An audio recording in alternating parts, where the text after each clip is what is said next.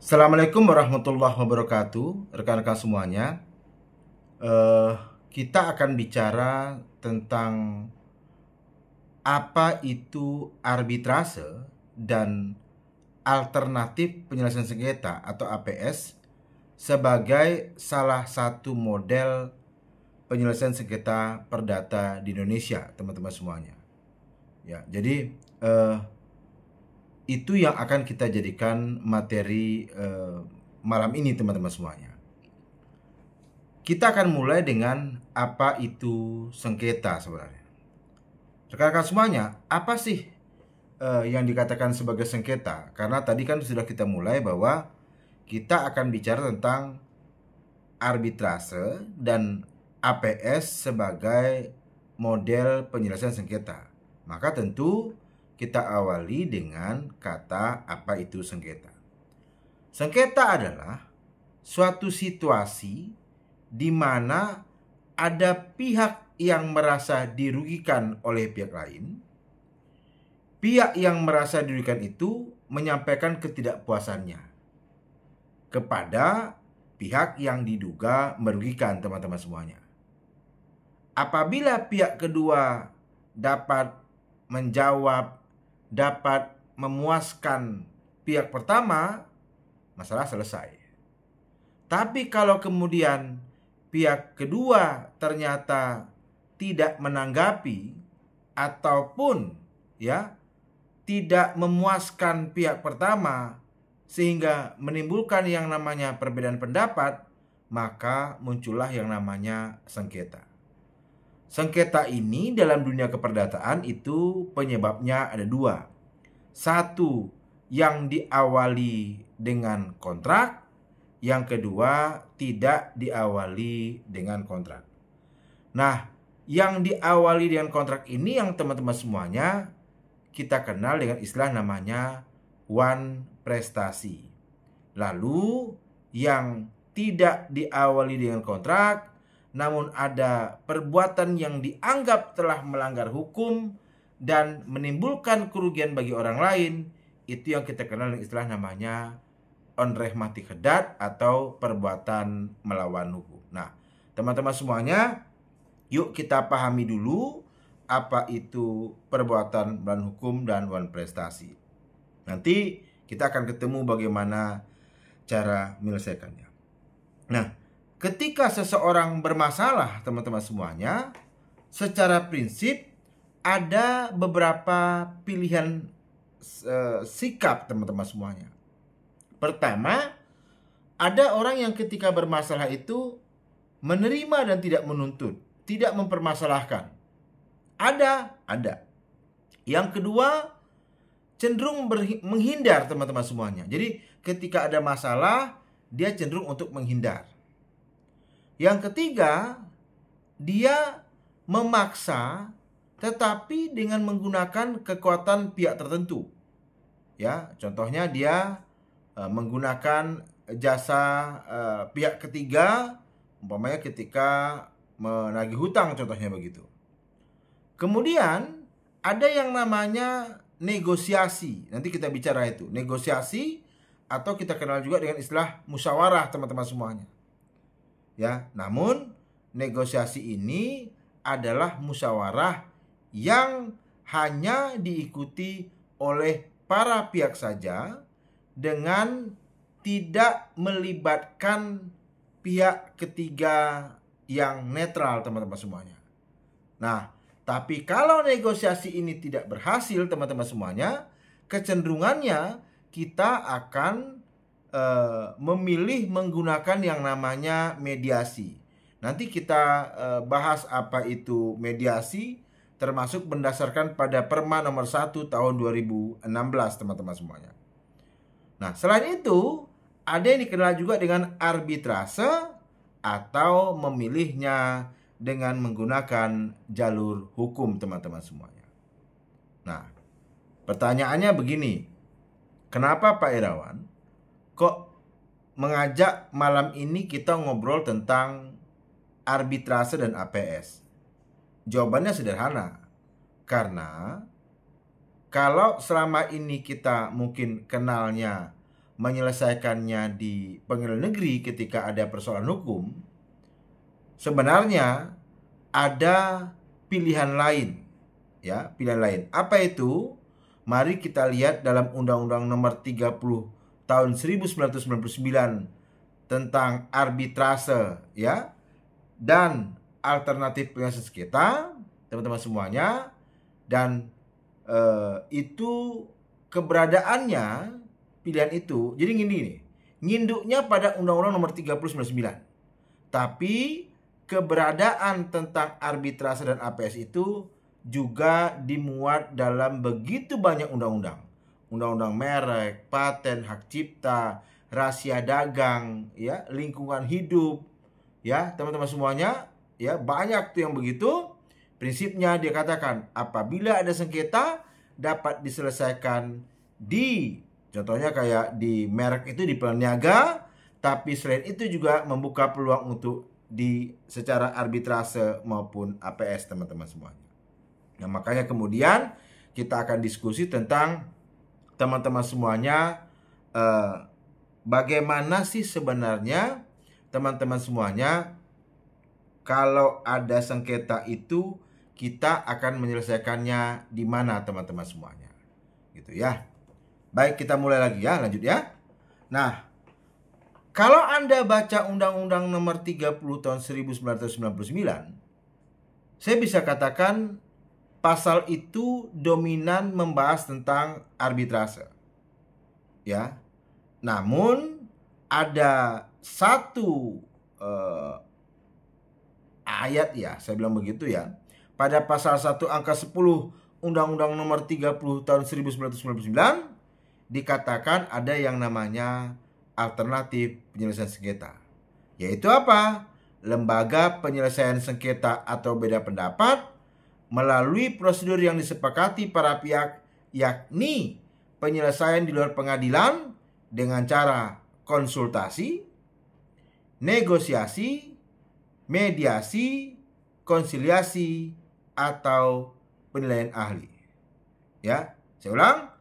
APS adalah lembaga penyelesaian sengketa atau beda pendapat melalui prosedur yang disepakati para pihak, yaitu penyelesaian di luar pengadilan dengan cara konsultasi, negosiasi, mediasi, konsiliasi, atau penilaian ahli, teman-teman semuanya. Jadi ini bagi saya luar biasa ya. Kenapa begitu? Karena ternyata konsultasi pun juga dianggap sebagai salah satu model alternatif penyelesaian sengketa. Gitu ya, teman-teman semuanya. Nah, kita mulai yang pertama, apa itu konsultasi, teman-teman semuanya. Gitu ya. Begini, teman-teman semuanya. Bisa nggak kita kemudian membangun cara berpikir begini? Kalau teman-teman ada yang berprofesi sebagai advokat atau kemudian juga notaris, sering kita kemudian ketika orang bermasalah itu dia mendatangi advokat atau ada yang juga pergi ke notaris untuk mendiskusikan apa yang dia rasakan, teman-teman semuanya. Nah, saya selalu bilang sama teman-teman saya, mahasiswa saya, wah ini ada dari Kalimantan Tengah ya, teman-teman semuanya. Apa itu konsultasi? Dan kalau kita kaitkan dengan metode penyelesaian sengketa, apa hubungannya konsultasi dengan cara menyelesaikan masalah atau sengketa? Tapi sebelumnya kita sepakati begini, mungkin teman-teman bisa jawab ya. Kalau orang ada masalah, apa sih yang dia cari? Kalau orang ada masalah, apa sih yang dia cari? Atau apa yang diharapkannya? Rata-rata menjawabnya, ya metode penyelesaian sengketa, Pak. Saya balik. Kalau orang sakit, apa yang dia cari? Atau apa yang diharapkannya?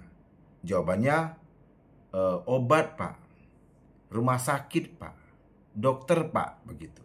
Saya bilang, enggak. Kalau orang sakit, yang dicarinya itu sembuh. Kalau orang bermasalah, yang dia cari itu masalahnya selesai. Nah, rekan-rekan semuanya, masalahnya adalah, ini lagi-lagi pakai menggunakan masalah ya. Kalau orang yang lagi menghadapi persoalan itu, metode apa yang efektif untuk digunakan agar masalah itu bisa selesai. Itu yang kita bicarakan. Yang pertama, jika kita mendasarkan pada pasal 1 angka 10, ada yang namanya konsultasi. Saya nggak tahu perkembangan pendidikan hukum secara umum di Indonesia, teman-teman semuanya. Tapi saya melihat, karena fakultas hukum itu adalah sekolah yang spesifik, teman-teman semuanya, ya, menurut saya ada baiknya keterampilan-keterampilan dasar, teman-teman semuanya, ya, keterampilan-keterampilan dasar terkait dengan yang namanya konsultasi, negosiasi, mediasi, konsiliasi itu harusnya diajarkan. Ya, karena nanti setelah dia tamat pendidikan hukum, dia masuk dalam lapangan kerja sesungguhnya, dia harus melaksanakan apa yang barusan kita sebutkan. Nah, teman-teman semuanya, apa itu konsultasi? Itu pertanyaannya. Konsultasi adalah tindakan yang bersifat personal, ya, tindakan yang bersifat personal antara satu pihak tertentu yang disebut dengan klien dan pihak lain yang merupakan konsultan yang memberikan pendapatnya kepada klien untuk memenuhi keperluan kliennya tersebut. Yuk kita saling berinteraksi, teman-teman semuanya, ya.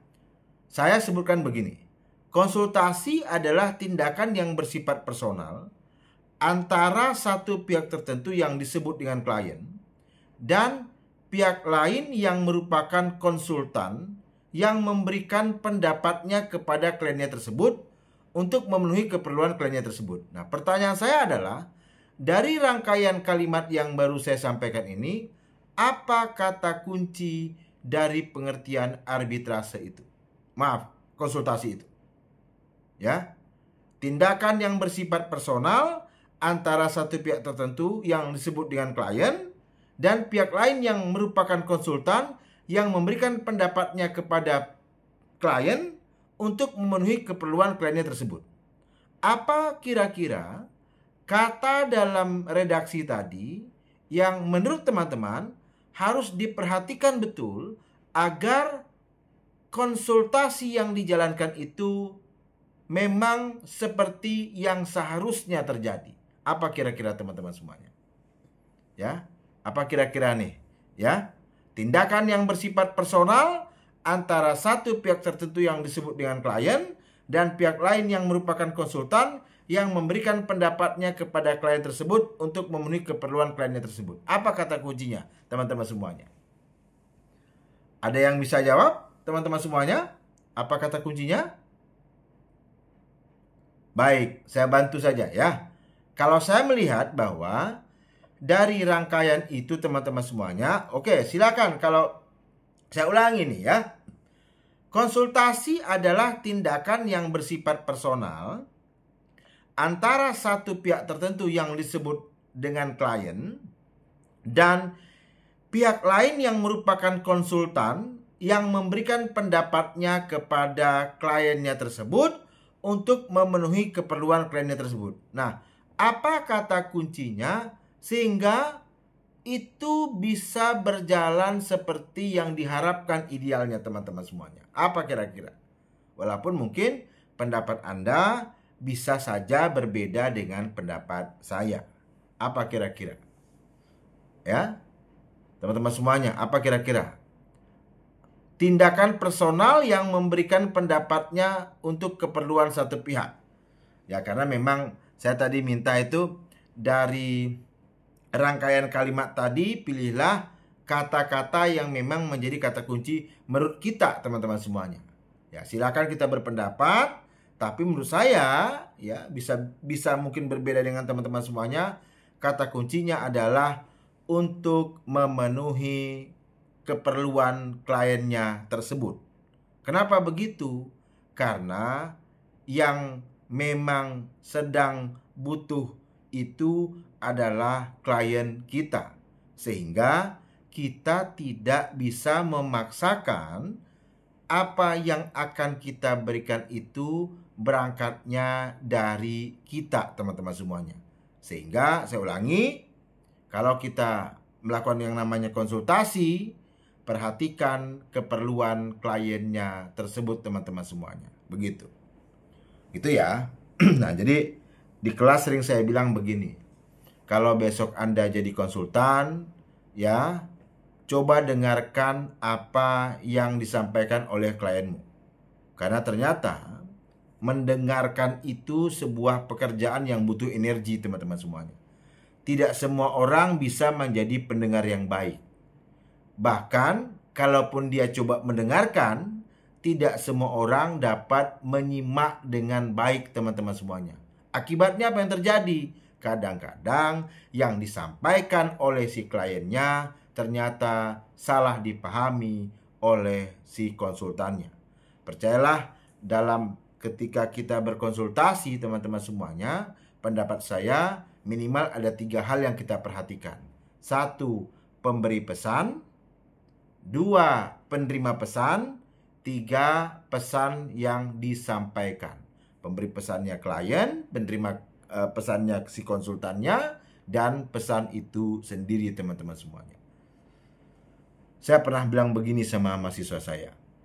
Kamu pernah merasakan nggak ketika kamu cerita dengan orang lain, ya, curhat dengan orang lain, sudah lama cerita, tiba-tiba yang dengerin bilang begini, maaf ya, aku nggak ngerti apa yang kamu maksudkan. Ya, mungkin kita kecewa ya teman-teman semuanya. Sudah capek-capek cerita, ternyata yang mendengarkan juga tidak paham yang apa yang kita sampaikan. Lalu apa perasaan kita? Ya, tentu kecewa gitu ya. Tapi teman-teman semuanya, yuk kita evaluasi. Jangan-jangan kita memang tidak dapat bercerita dengan runtut. 2, jangan-jangan memang tempat Anda bercerita itu memang orang yang tidak maksimal, teman-teman semuanya, untuk menerima sebuah cerita, begitu ya. Nah, kita lanjut teman-teman semuanya. Nah, Pak Irawan, kalau bicara konsultasi, tadi kan sudah cerita, intinya adalah suatu tindakan yang bersifat personal, yang itu berangkat dari kebutuhan klien kita, gitu kira-kira ya. Oke, clear. Yang kedua, apa fungsi lain konsultasi itu? Pendapat saya begini teman-teman semuanya.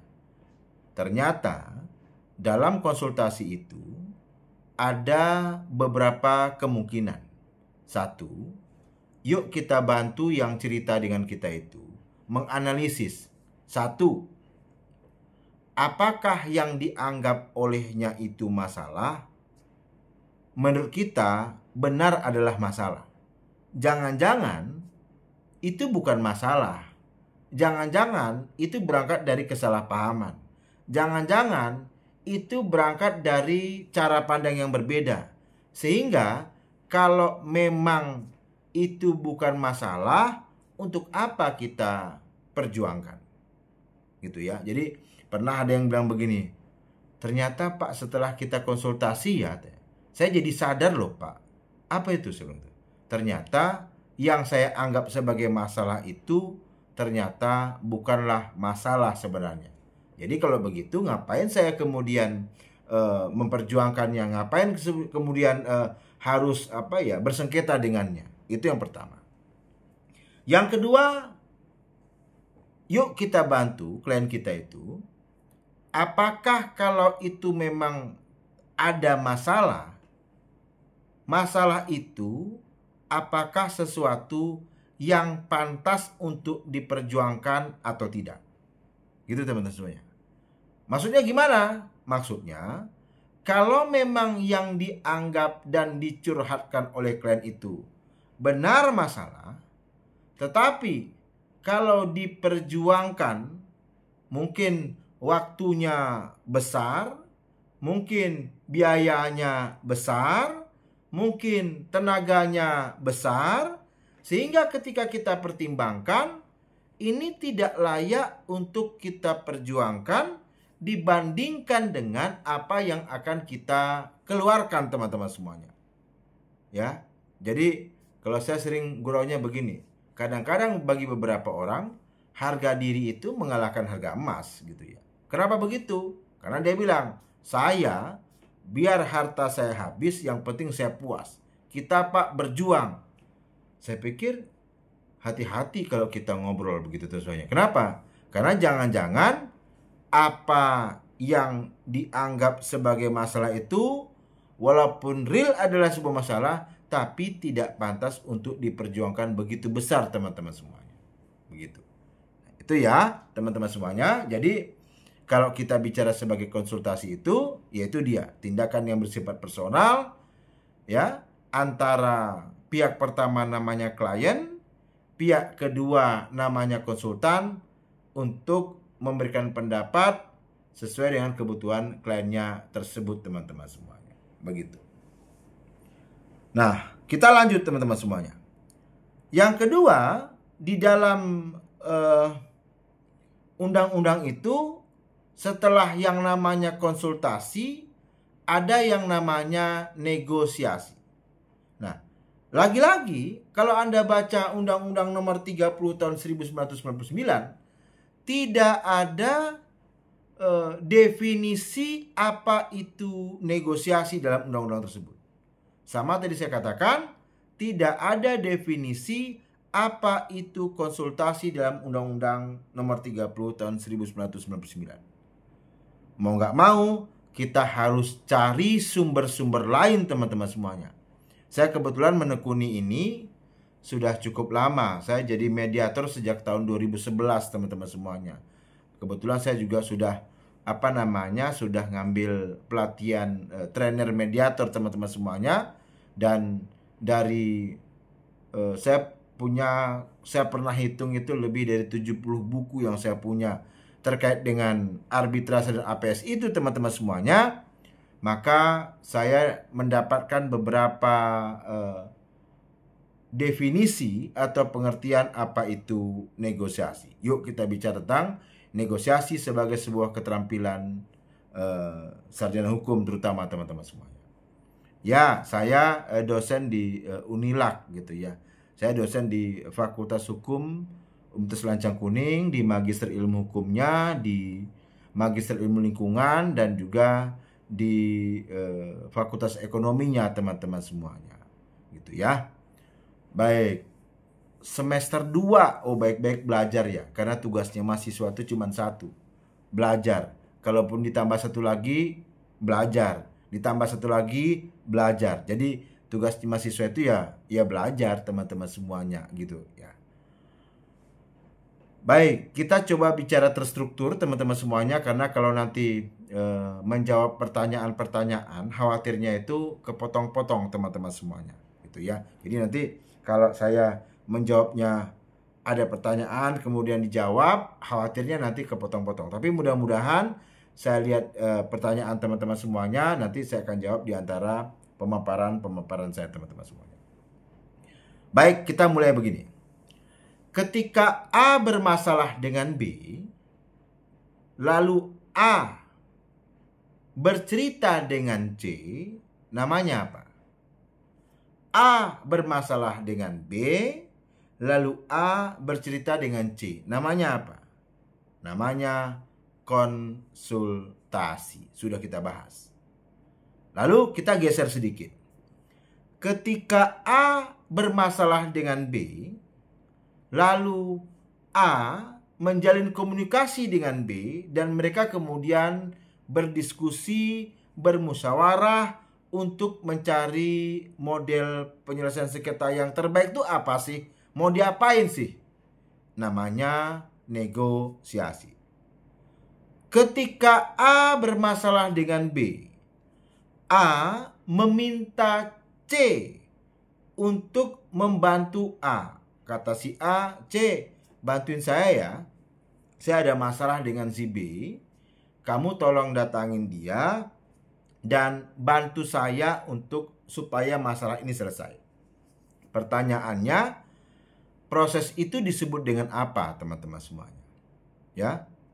A bermasalah dengan B, lalu A, teman-teman semuanya, meminta tolong C supaya C ya, menemui B dan C menyelesaikan masalah A dengan B. Namanya apa, teman-teman semuanya? Nah, banyak mungkin yang menjawab mediasi, Pak. Begitu, teman-teman semuanya. Tapi saya berpendapat itu tetap negosiasi. Kenapa begitu? Jawabannya sederhana.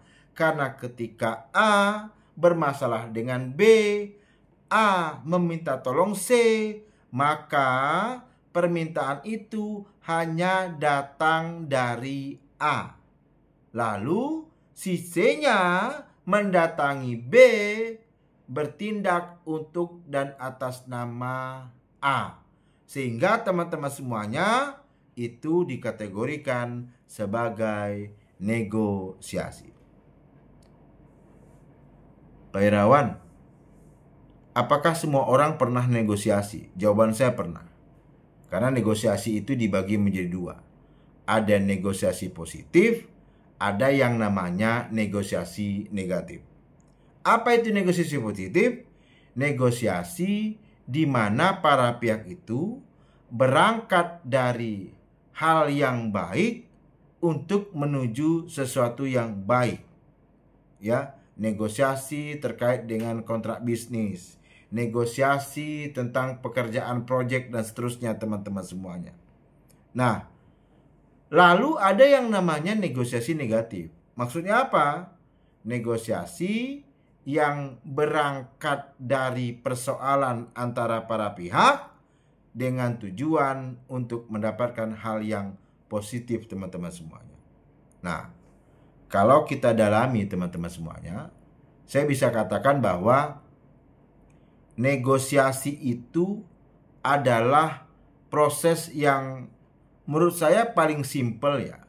Proses yang paling simpel, proses di mana sebenarnya kalau mau dikerjakan gitu ya, itu malah model penyelesaian sengketa yang paling dasar dan paling sesuai dengan kebutuhan para pihak. Kenapa begitu? Karena ketika para pihak itu bermasalah, teman-teman semuanya, ketika mereka ada problem, lalu kemudian mereka dihadapkan dengan kebutuhan untuk menyelesaikan masalah, maka mau tidak mau merekalah yang paling tahu tentang apa yang akan mereka butuhkan, teman-teman semuanya. Nah, cuma memang teman-teman semuanya gitu ya, dalam prakteknya kadang-kadang ya ada beberapa hal, nanti kita lihat ada beberapa hal yang mempengaruhi berhasil atau tidak berhasilnya sebuah negosiasi. Jadi jangan dibayangkan bahwa semua negosiasi itu pasti akan berjalan dengan lancar, teman-teman semua. Jangan bayangkan. Kenapa begitu? Ya, walaupun tadi saya katakan bahwa negosiasi adalah bentuk alternatif penyelesaian yang paling simpel karena memang tidak melibatkan orang ketiga atau pihak ketiga. Namun teman-teman semuanya, kalau dalam negosiasi itu ternyata para pihak tidak mampu berkomunikasi dengan baik, ya, maka dapat dipastikan negosiasi akan menemukan jalan buntu. Ya, jadi kalau saya menggunakan beberapa teori ya, teman-teman semuanya. Satu, ada namanya relasi kuasa, teman-teman semuanya.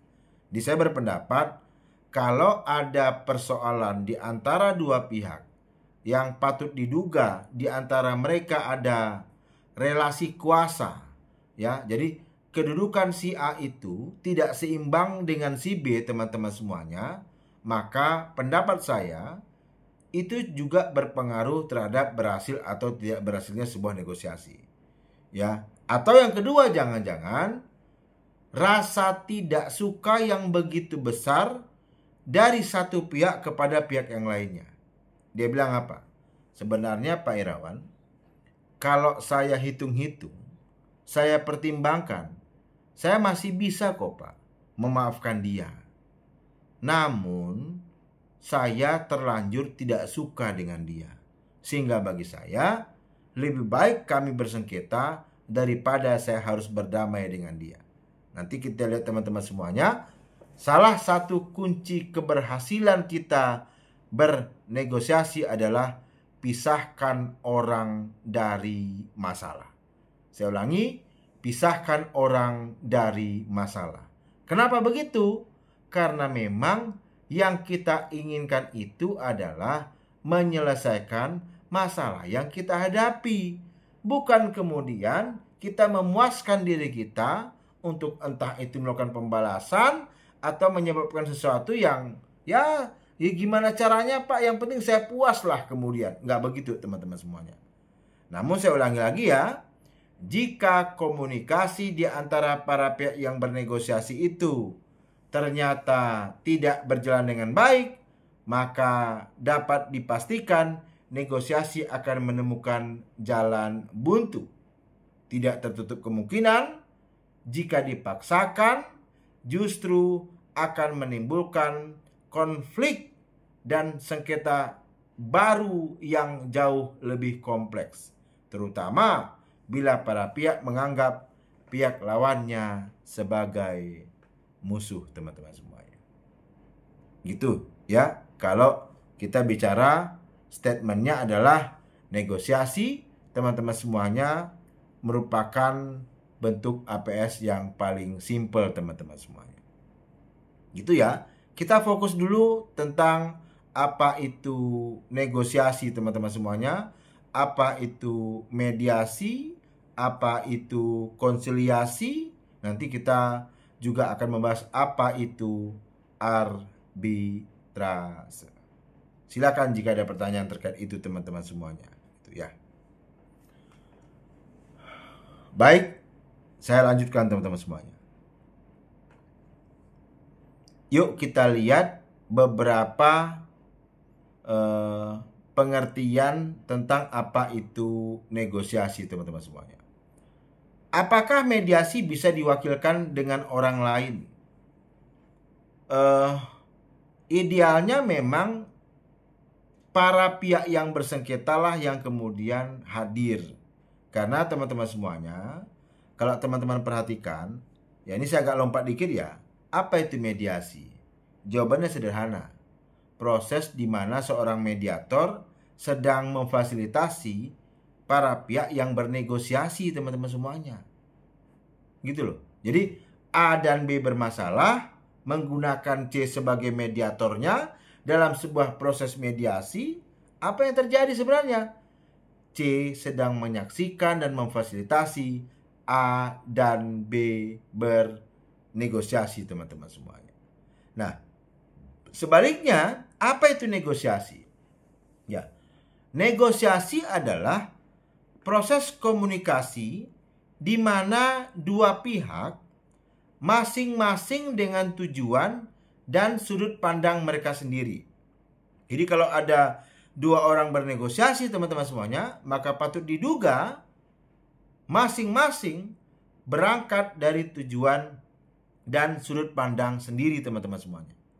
Namun yang harus mereka perhatikan, kita masuk pada kata kuncinya, di mana mereka berusaha untuk mencapai kesepakatan yang memuaskan kedua belah pihak tersebut mengenai masalah yang sama. Yuk bantu saya teman-teman semuanya, apa yang harus kita perhatikan dari istilah negosiasi itu? Ya. Jadi kalau menurut Hartman, teman-teman semuanya, negosiasi adalah proses komunikasi di mana dua pihak masing-masing dengan tujuan dan sudut pandang mereka sendiri berusaha untuk mencapai kesepakatan yang memuaskan kedua belah pihak mengenai masalah yang sama. Apa kata kuncinya teman-teman semuanya? ya, supaya tadi kalau sudah kita bicara konsultasi, kata kuncinya kalau pendapat saya untuk memenuhi keperluan kliennya tersebut gitu ya. Nah, tapi kalau apa itu negosiasi? Nah, dari istilah yang saya sebutkan barusan, apa kira-kira kata kuncinya teman-teman semuanya? Ya. Nah, kata kuncinya yang harus dipahami oleh orang yang bernegosiasi itu adalah mereka berusaha untuk mencapai kesepakatan yang memuaskan kedua belah pihak tersebut mengenai masalah yang sama. Jadi teman-teman semuanya, mereka sedang berhadapan dan mereka punya satu masalah yang merupakan masalah mereka bersama teman-teman semuanya. Nah, cuma dalam prakteknya kadang-kadang negosiasi itu menjadi tidak imbang ketika satu pihak bilang begini, bagi saya ini masalahmu, ini bukan masalah bagi saya. Nah, kalau kamu pengen ini selesai, ya kamu aja yang sungguh-sungguh, saya pasif saja. Tapi ketika itu dia katakan teman-teman semuanya, dia sebenarnya baru saja menafikan bahwa ingat loh, mana ada orang bermasalah, maaf ya, dengan dirinya sendiri. Ya, dalam konteks sengketa ya, tentu dia bermasalah dengan orang lain. Ketika A bermasalah dengan si B, lalu si A bilang, ini kan masalahmu B, bagi aku gak ada masalah. Tapi ingat, sepanjang tidak peduli dengan masalah tersebut di dirinya, maka teman-teman semuanya sama saja dia sedang memelihara masalah teman-teman semuanya. Maka penting bagi kita untuk kita bangun pemahaman bahwa dalam negosiasi itu kita sedang bekerja sama dengan pihak lawan, sedang mendidik diri kita dan pihak lawan bahwa kita sedang menghadapi masalah yang sama. Begitu teman-teman semuanya. Itu ya. Kita usahakan untuk menjawab pertanyaan teman-teman semuanya yang kaitannya dengan arbitrase dulu gitu ya teman semuanya. Karena nanti kalau seandainya lompat-lompat gitu ya, apalagi maaf kalau ada pertanyaan yang saya juga sulit untuk memahaminya, contohnya begitu ya. Kalau kita tanya berita acara itu apa ya? Nah, saya juga bingung. Ya, pertama, berita acara yang mana? Apakah berita acara persidangan kah? Atau berita acara yang mana teman-teman semuanya? Itu contohnya ya. Baik, teman-teman semuanya. Kalau ke arbiter sama ke pengadilan, murah yang mana biayanya?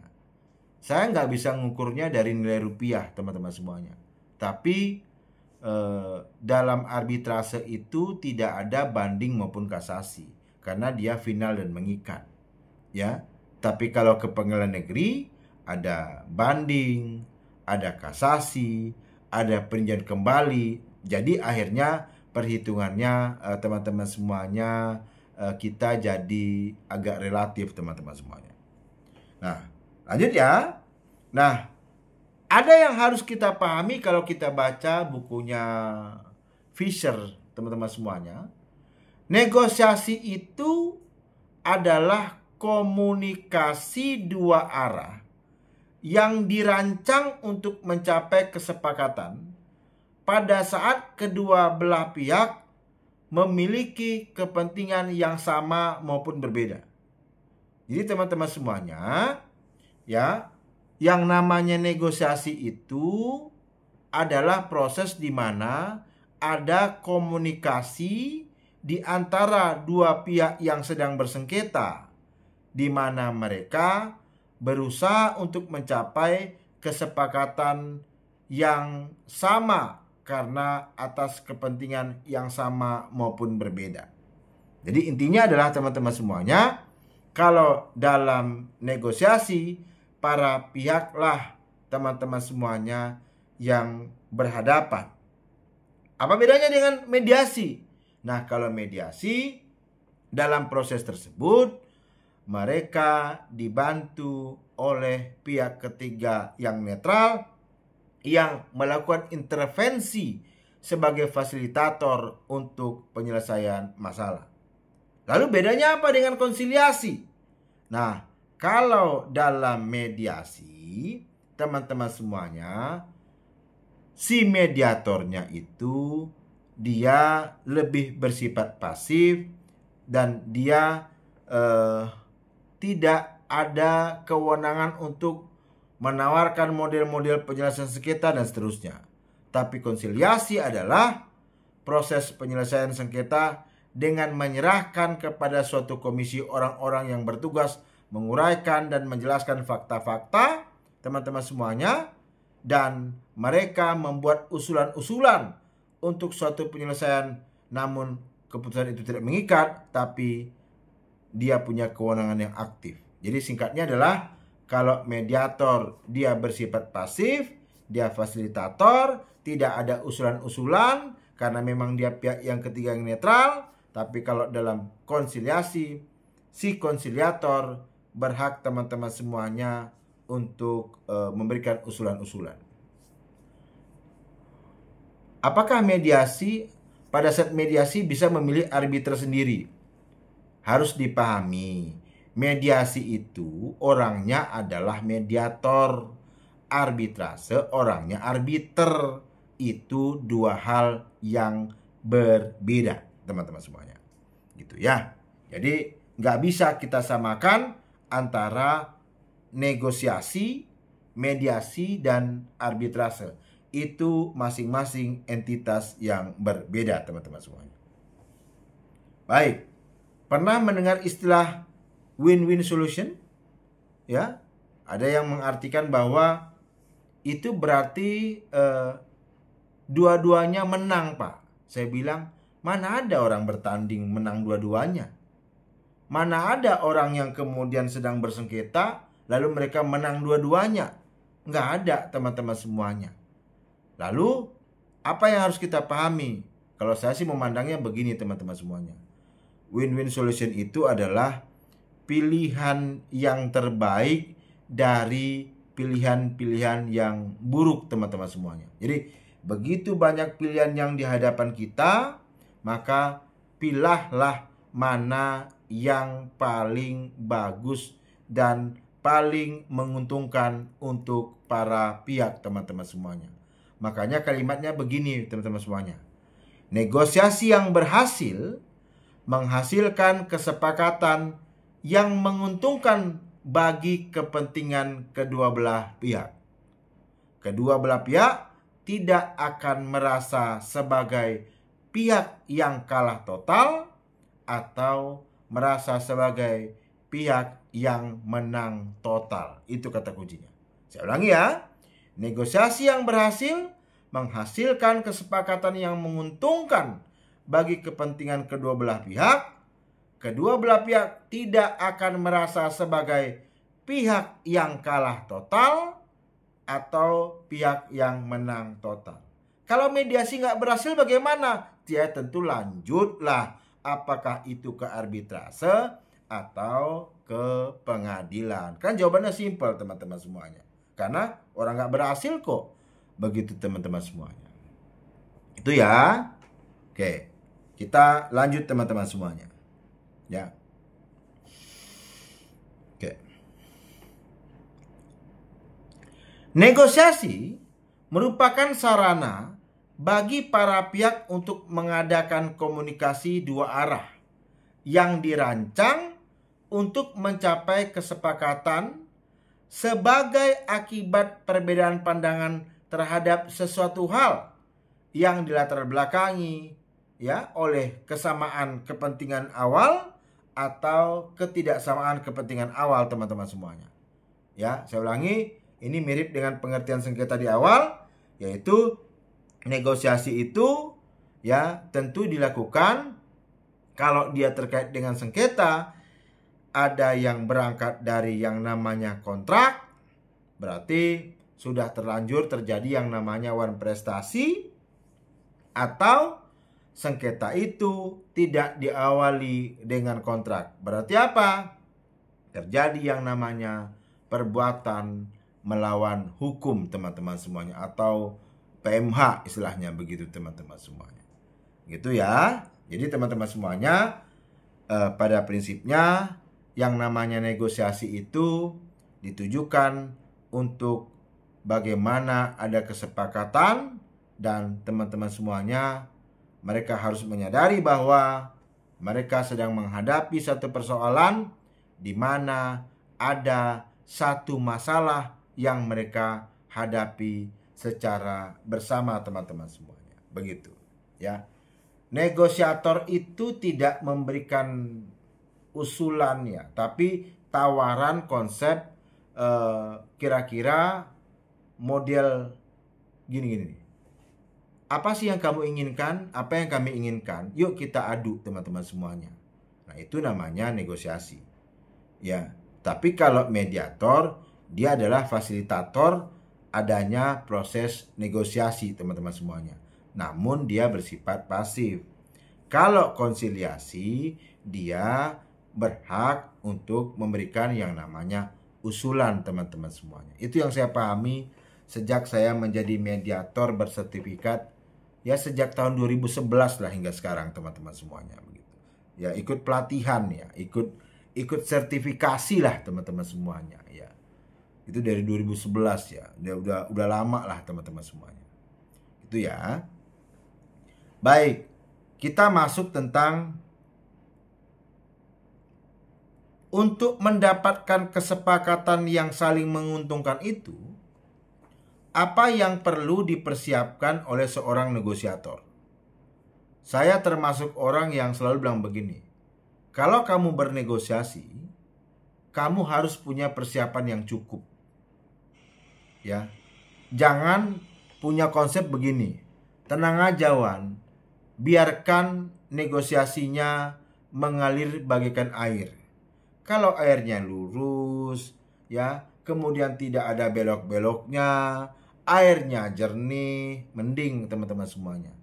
Tapi kalau sempat airnya itu seret, ya maaf, juga nggak bersih, ya nggak bagus juga. Sama teman-teman semuanya. Saya percaya tidak ada negosiasi yang bisa berhasil dengan mudah.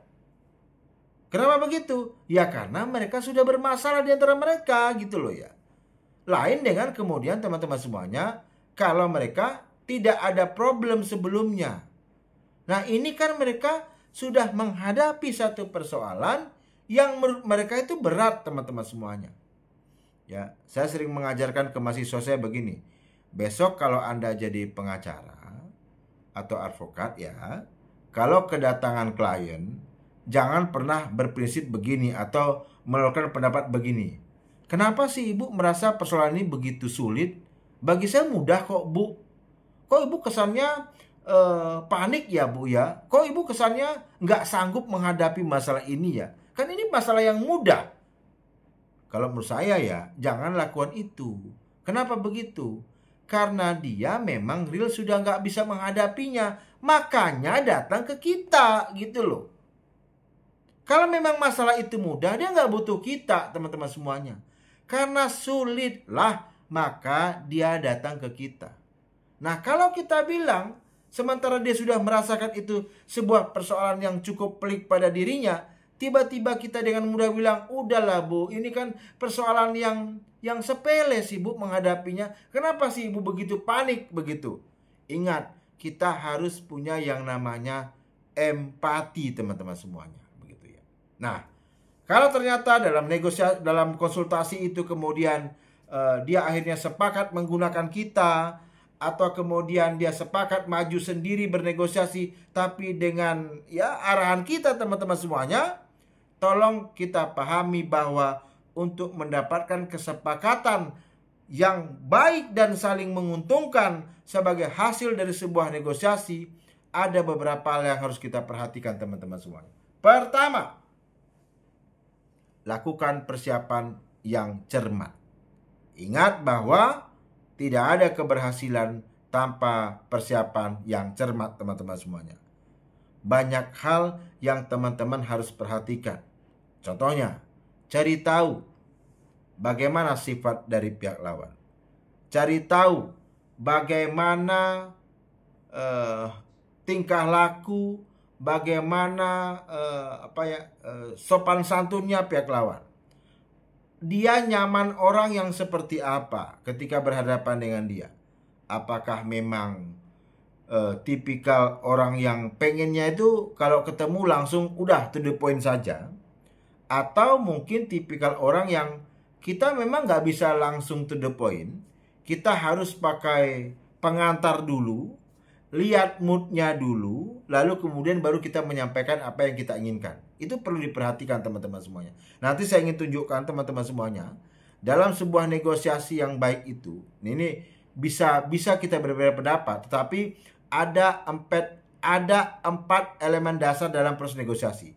1 orang, 2 kepentingan, 3 pilihan, 4 kriteria. Itu bisa kita bahas teman-teman semuanya. 1 orang, 2 kepentingan, 3 pilihan, 4 kriteria. Ya, nanti kita lihat lambat-lambat. Kita tarik dulu ke atas teman-teman semuanya ya, biar kita bisa jadi orang yang berpikir runtut lah, kira-kira begitu teman-teman semuanya. Ya, jadi minta maaf kalau ada pertanyaan-pertanyaan yang diajukan, saya tidak menjawab dulu, apalagi kalau pertanyaan yang diajukan itu cukup jauh dari tema malam ini. Ya, jadi memang buah si malakama ya teman-teman semuanya ya. Saya pernah coba pola kita terstruktur. Ada satu tema, lalu kita bahas sampai habis. Ya, nanti teman-teman bisa kasih pendapat ya. Jadi pola pertama, kita menyampaikan materi yang sifatnya itu dalam satu sesi itu adalah dia teman-teman semuanya dari awal sesi sampai akhir sesi itu satu tema teman-teman semuanya. Itu satu. Ya, tapi ada yang komplain, Pak, kalau begitu kadang-kadang jenuh, Pak. Kenapa begitu? Karena kan kami ingin menyampaikan apa yang kami rasakan. Itu pendapat yang kedua, yaitu mereka yang pengennya itu kalau ada sesi seperti ini, saya hanya menyampaikan pengantar, lalu kemudian tugas saya adalah menjawab apa yang ditanyakan, tahu semuanya. Tapi problemnya ada lagi. Kadang-kadang satu pertanyaan dengan pertanyaan yang lain itu terlalu jauh teman-teman semuanya. Ya, apalagi kalau ada pertanyaan begini, Pak, saya minta judul skripsi yang bagus, Pak. Aduh, ya Allah, saya bilang begitu ya. Ini kan jauh sekali teman-teman semuanya, begitu ya. Jadi ini memang jadi perhatian juga bagi saya mana model yang paling bagus. Tapi malam ini kita coba untuk kita fokus pada apa itu arbitrase, apa itu negosiasi, apa itu konsultasi, ya, apa itu mediasi, apa itu konsiliasi, apa itu pilihan ahli teman-teman semuanya.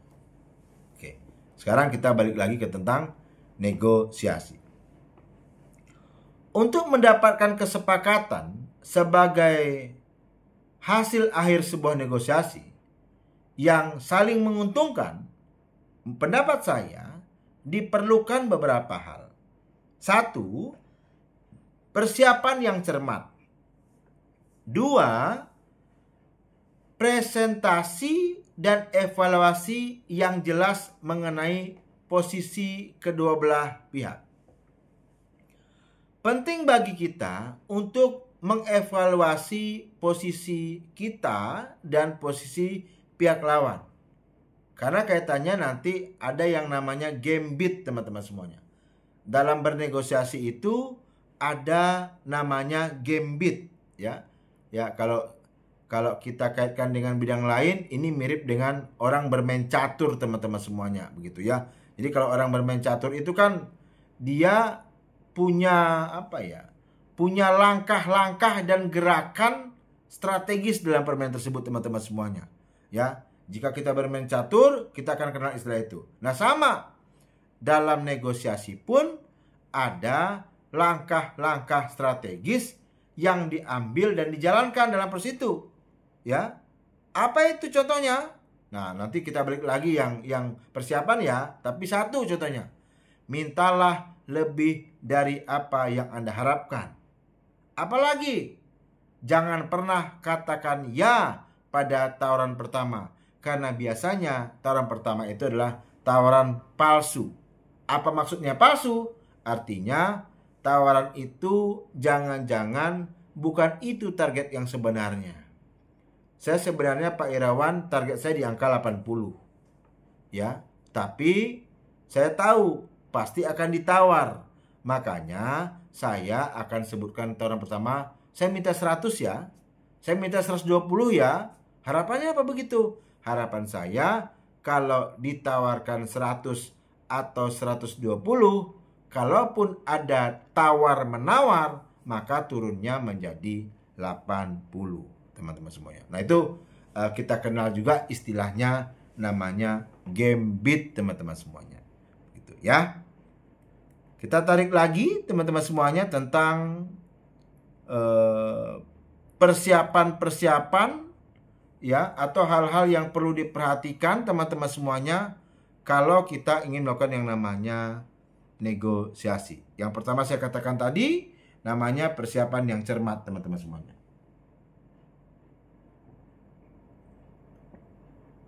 Baik. Yang kedua, presentasi dan evaluasi yang jelas mengenai posisi kedua belah pihak.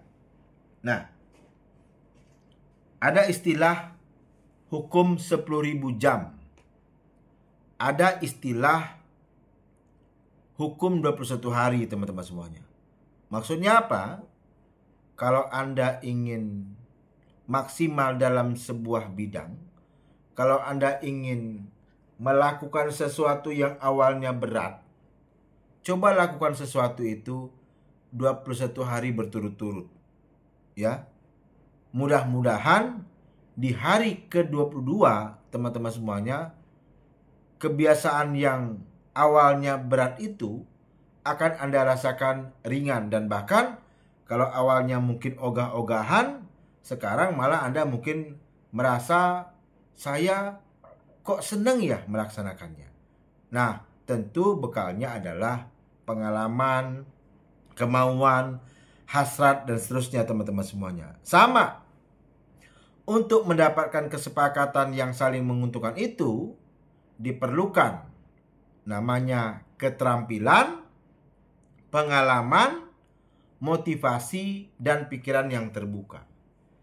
Masih banyak yang kemudian coba menyampaikan begini sama saya.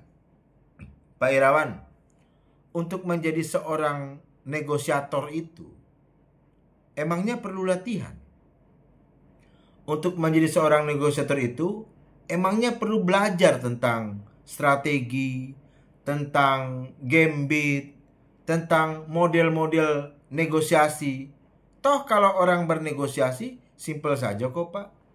Ya, ketika A membutuhkan sesuatu yang ada pada B, kan A lemah di hadapan B. Berarti B dengan mudahnya akan menguasai jalan negosiasi. Kalau menurut saya enggak.